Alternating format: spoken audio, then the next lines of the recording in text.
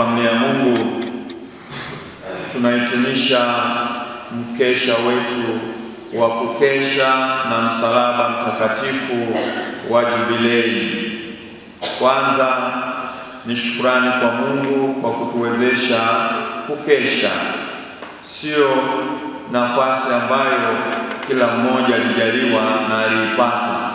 Kuna wengine huenda walitamani sana, lakini kwa mapenzi yake Mungu hawakufanikiwa, na wengine si kwa mapenzi ya Mungu, kwa mapenzi yao wenyewe, kwa kutotambua thamani ya siku ya jana hawakuweza kupata fursa hiyo. Kwetu sisi tuliopata fursa hiyo, hatuna la kujivunia zaidi ya kumwambia Mungu asante kwa kutuwezesha na kutujalia kuelewa hilo na kufanikiwa kukesha na msalaba. Leo tunaadhimisha misa hii ambayo huwa inaadhimishwa tarehe 14 ya mwezi Septemba, misa ya kutukuka kwa msalaba mtakatifu.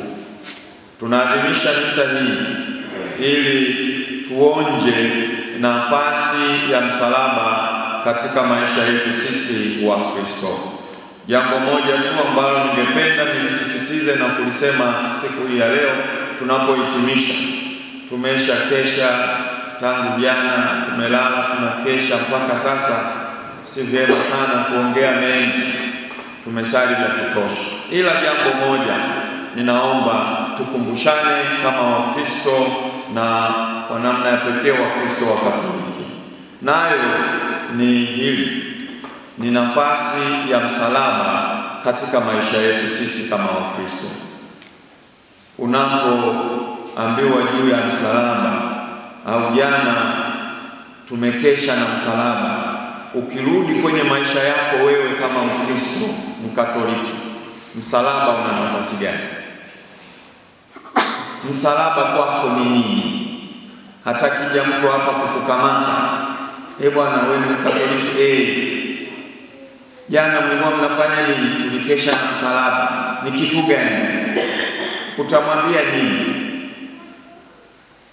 Licha ya mafundisho tuliopewa juu ya msalaba huo mtakatifu, historia yake, lakini wewe kama wewe, msalaba ni kitu gani kwako?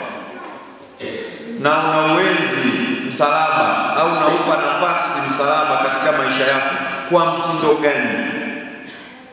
Jambo la kwanza tuliambiwa jana, msalaba ni chombo cha wokovu. Mkristo Mkatoliki utambue na ujivunie kwamba umekombolewa kwa chombo hiki cha msalaba. Bwana wetu Yesu Kristo, yeye hakuchagua kwamba ni wakomboe hawa kwa njia hii ya kusulubiwa msalabani, la hasha. Ila wale watesi wake, kwa namna walivyomuona Yesu anavyohubiri, anavyoongea, ushindani uliokuwepo, wakaona huyu anapaswa kufa kifo kama hiki, ambacho ni kifo walichokufa watu wa ovyo, watu wajeuri, majambazi sugu, ndio walisulubiwa msalabani. Sasa na yeye kwa namna yake alivyofanya, watu waliona kwamba huyu afe kifo cha msalaba. Natoka pale baada ya yeye kufa hapo msalabani, ndipo msalaba ukachukua sura mpya na kuwa sasa chombo kitakatifu. Ndipo tumeanza kuheshimu kwa namna ya pekee kabisa, na katika kanisa pia kuanza kuheshimika rasmi.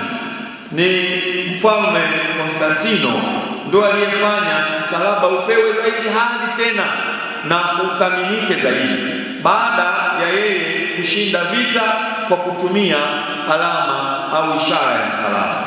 Yeye alikuwa anapigana na watu fulani, alipolala usiku akaota ndoto, mbele yake ikapita alama kama ya msalaba, na akaambiwa vita hii utaishinda ukitumia ishara hii ya msalaba. Alipoamka akaamuru jeshi lake kwenye bendera uwekwe alama ya msalaba na daima itangulie mbele. Ndivyo alivyofanya na akashinda vita hili. Baada ya kushinda vita hili, ndipo Konstantino alipotoa uhuru kwa Wakristo wa kuabudu na kuheshimu msalaba kama chombo kitakatifu. Ndio ikaendelea mpaka leo. Kwa hiyo msalaba, ndugu zangu, kwetu sisi Wakristo, kwa namna pekee Wakristo wa Katoliki, tujivunie msalaba, tuenzi msalaba. Usione haya kuonyesha kwamba wewe ni Mkristo kwa kuenzi ishara hii ya msalaba. Kwa mfano, ndugu zangu Wakristo wa Katoliki, tunaenzi msalaba mtakatifu, chombo cha wokovu wetu. Moja, kwa kupiga ishara ya msalaba. Hakuna sala ya kanisa Katoliki inayoanza bila ishara ya msalaba. Ukiona mtu ameanza sala hajapiga ishara ya msalaba, ujue huyo sio mwenzako. Mkristo Mkatoliki, sala yoyote inaanza na ishara ya msalaba. Na tunapopiga ishara hiyo ya msalaba, tuipige vizuri, tusiipige kwa mazoea. Tendo lolote ambalo umezoea kulitenda mara nyingi, kuna hatari ya kuangukia kulifanya tendo hilo kwa mazoea, sio kwa ibada tena wala kwa imani. Na tulio wengi ndio tunaangukia hapo siku hizi. Tazama Mkristo anapopiga ishara ya msalaba, mnashindwa kuelewa hii ni ishara ya msalaba au ni alama ya kujumlisha. Anapopiga ishara ya msalaba, tazameni msalaba ulivyo. Msalaba chini ni mrefu, haujawekwa hivi kwa bahati mbaya. Msalaba una umbo hilo. Hata wewe unapopiga hiyo ishara ya msalaba, piga vizuri kwa ibada na kwa imani, itukumbushe. Lakini pia msalaba kama chombo cha wokovu. Mkristo unatakiwa nyumbani kwako uwe na msalaba. Wangapi leo tukienda nyumbani kwao au chumbani kwako una msalaba chumbani kwako? Sio lazima uwe mkubwa kama huu, ila walau msalaba kama huu. Wangapi utakuta kiingia, hasa vijana wenzangu, nyumbani mwenu tukiingia tutakutana na picha za kina Zuchu, wachezaji gani sio wa mpira, wasanii fulani. Sasa picha za wasanii zimejaa, na wengine amebandika chumba kizima picha mipamba. Sio dhambi kupamba chumba, sio dhambi. Lakini msalaba una nafasi gani? Ukikosa msalaba nyumbani kwako kule, umekosa msalaba, unasikitika kwamba hapa nyumbani kwangu mimi nimekosa chombo hiki? Unahangaika kutafuta kuupata msalaba kama unavyohangaika kununua mahotpot, kununua na vitu vingine. Unahangaika hiyo kupata msalaba kama chombo cha wokovu. Hicho sio cha maana sana, wala hakuangaishi na hakunyimi usingizi. Ndugu zangu Wakristo wenzangu, tujivunie chombo hiki, msalaba mtakatifu.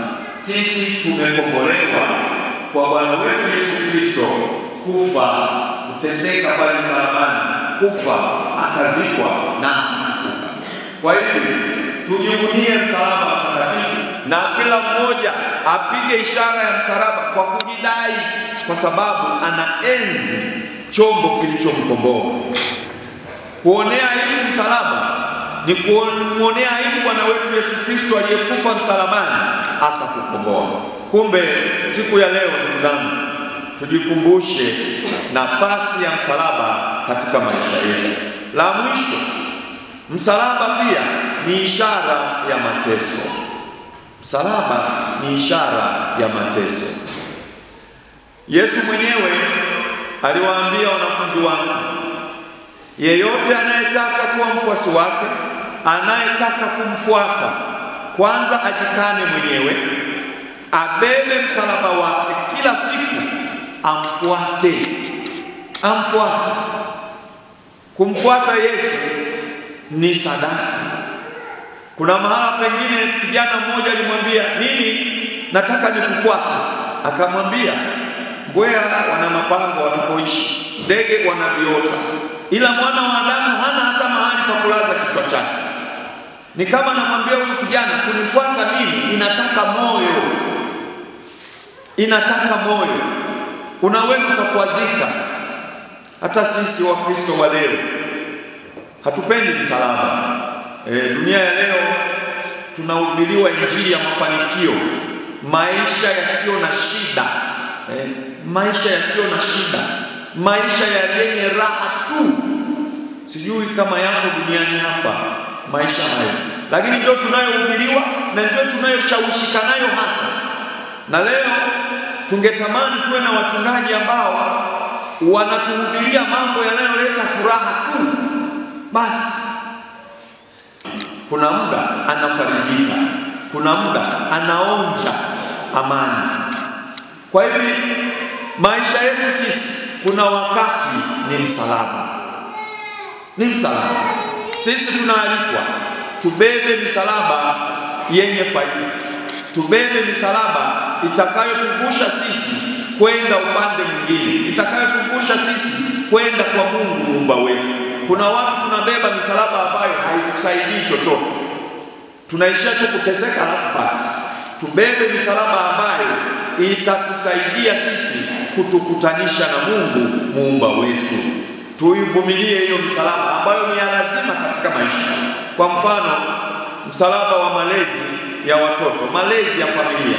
Baba, mama, wewe ni mzazi, una msalaba wa malezi katika familia, kutunza familia yako.